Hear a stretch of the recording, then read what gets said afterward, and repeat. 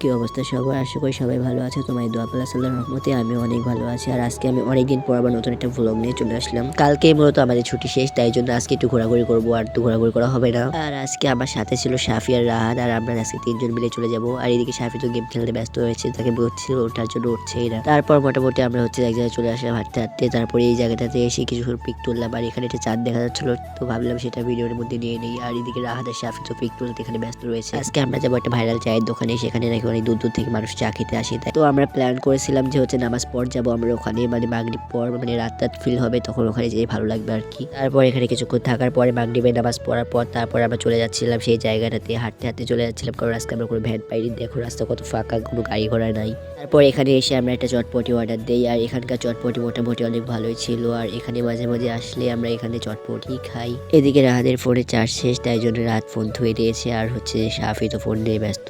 তারপর ফাইনালি আমরা সেই চায়ের দোকানে চলে আসলাম। আর এই চায়ের দোকানটা তো হাইফাই না, কিন্তু এইখানকার চাটা অনেক ভালো। মানে আমি কখনো খাই নাই, সবাই বলছিল চাটা ভালো, তাই আমিও বলছিলাম চাটা ভালো, কিন্তু আমি কখনো ট্রাই করে দেখিনি। পরে আমাদের চাটা চলে আসলো, এখন আমরা একটু ট্রাই করে দেখবো কেমন খেতে। মোটামুটি এখানকার চাটা ভালোই, কিন্তু সব দোকানের মতো তো লাগছিল, কি বলবো আর কি। অন্য দোকানের চা যেমন খেতে, এটাও ঠিক তেমনই খেতে। কেন জানি এটা ভাইরাল, আমি সেটা জানি না। চাটা খাওয়ার সময় একটা ক্লিপ নিয়েছিলাম, কিন্তু সেটা কোথায় যেন ডিলিট হয়ে গেছে, তাই এটা ভিডিওতে অ্যাড করতে পারলাম না। তারপর আমরা হাঁটতে হাঁটতে বাসায় চলে আসলাম। তো আজকে ভিডিওটা এই পর্যন্তই ছিল। সবাই ভালো থাকবে আর আমাদের জন্য দোয়া করবে। আসসালামু আলাইকুম।